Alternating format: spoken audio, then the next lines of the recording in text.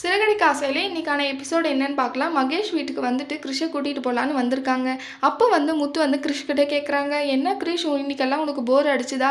விடுவா, நம்ம வீட்டுக்கு போயிடலாம், அப்போ நல்லா ஜாலியாக என்ஜாய் பண்ணுவேன் அப்படின்னு சொல்லிட்டு கேட்குறாங்க. ஆமாம் அங்கிள், எனக்கு இன்னைக்கு ஃபுல்லாக ரொம்ப போர் அடிச்சிச்சு அப்படின்னு சொல்லிட்டு கேட்குறாங்க. இப்போ வீட்டுக்கு போகலாமா இல்லை இங்கேயே இருக்கியா அப்படின்னு சொல்லிட்டு கேட்குறாங்க.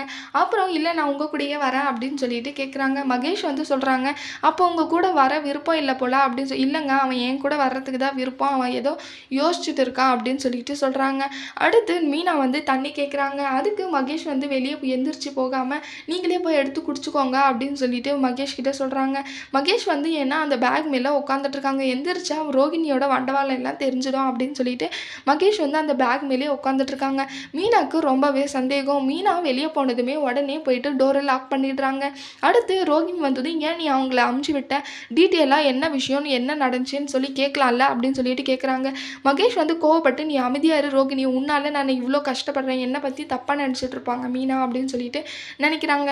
இப்போ அவளை உன்னை பற்றி தப்பாக நினச்சேன், என்ன விடு அப்படின்னு சொல்லிட்டு ரோகிணி சொல்கிறாங்க. நீ என்னை டென்ஷன் படுத்தாத ரோகிணி, ரொம்ப பேசுகிற அப்படின்னு சொல்லிட்டு மகேஷும் கோவப்படுறாங்க. மனோஜ் வீட்டுக்கு வராங்க. வீட்டுக்கு வந்ததும் ரோகிணி கிட்ட சொல்கிறாங்க, இன்னைக்கு ஷோரூமில் என்ன நடந்துச்சு தெரியுமா ரோகிணி அப்படின்னு சொல்லிட்டு கேட்குறாங்க. அதுக்கு ரோகிணி சொல்கிறாங்க, சொன்னால் தான் தெரியும், சொல்லுங்க அப்படின்னு சொல்லிட்டு சொல்கிறாங்க. போர்டிங் ஸ்கூலோட மேனேஜர் இருக்காங்களா, அவங்க வந்திருந்தாங்க. ஏற்கனவே வாங்கின டிவிக்காக பணத்தை கொடுக்கறதுக்காக வந்திருக்காங்க. அப்போ ஃபோனில் ஏதோ சீரியஸாக பேசியிருந்தாங்க. என்னன்னு சொல்லி கேட்குறப்போ ஒரு விஷயம் சொன்னாங்க அப்படின்னு சொல்லிட்டு சொல்கிறாங்க. ரோகிணி அது என்னங்கன்னு சொல்கிறப்போ, இல்லைவா நான் எல்லாரும் முன்னாடியும் சொல்கிறேன் அப்படின்னு சொல்லிட்டு ரோகிணியை கூட்டிகிட்டு போயிடுவாங்க. அப்புறம் எல்லாருக்கிட்டையும் சொல்கிறாங்க, இப்படி தான் இந்த மேனேஜர் இப்படி சீரியஸாக பேசியிருந்தாங்க. நான் என்னன்னு கேட்குறப்போ இப்படி தான் அந்த ஒரு பையன் இப்படி பண்ணா அப்படின்னு சொல்லிட்டு சொன்னாங்க. அந்த பையன் யாருன்னு சொல்லி கேட்குறப்போ கிறிஷோட ஃபோட்டோ அந்த மேனேஜர் காமிச்சாங்க. ஸ்கூலில் ஒரு பையனை பென்சிலால் குத்தியும் பூத்தொட்டியை எடுத்து அடிக்கவும் போயிருக்கான் அப்படின்னு சொல்லிட்டு சொல்கிறாங்க. விஜயா சொல்கிறாங்க, இந்த வயசுலேயே இப்படி பண்ணியிருக்கான் பாரு அப்படின்னு சொல்லிட்டு சொல்கிறாங்க. உடனே மீனா, ஏன் அத்தா அப்படியெல்லாம் பேசுகிறீங்க, அவன் ஏதோ ஆதங்கத்துலேயும் கோவத்துலேயும் தான் பண்ணிட்டான், அம்மா இல்லைன்ற ஒரு டென்ஷனில் அப்படின்னு சொல்லிட்டு சொல்கிறாங்க. என்னதான் இருந்தாலும் இந்த வயசில் அவன் இப்படியெல்லாம் பண்ணலாமா, இந்த வயசில் பண்ணால் பெரிய வயசில் ரவுடி தான் ஆகுவான் அப்படின்னு சொல்லிட்டு சொல்கிறாங்க.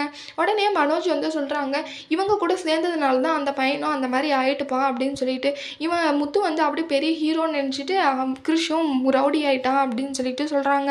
உடனே முத்து போயிட்டு மனோஜை அடிக்கிறாங்க.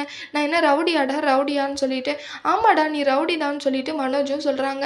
உடனே விஜயா கிட்ட போய் சொல்கிறாங்க, அம்மா பாருங்கம்மா, நான் இவனும் சீர்திருத்த பள்ளிக்கு போயிட்டு தானே வந்தான், அதுவும் தப்பே பண்ணாதனாட்டும் ஏன் ஷர்ட்டை பிடிக்கிறான் அப்படின்னு சொல்லிட்டு சொல்கிறாங்க. அடுத்து அண்ணாமலை கோவம் மனோஜை அரைஞ்சிடுறாங்க. விஜயா கேட்குறாங்க, ஏங்க அவனை அடிச்சிங்க அப்படின்னு சொல்லிட்டு. அண்ணாமலை சொல்கிறாங்க, நீ வாயை திறந்தேன்னா உனக்கும் அடி விழும் அப்படின்னு சொல்லிட்டு அண்ணாமலை சொல்கிறாங்க.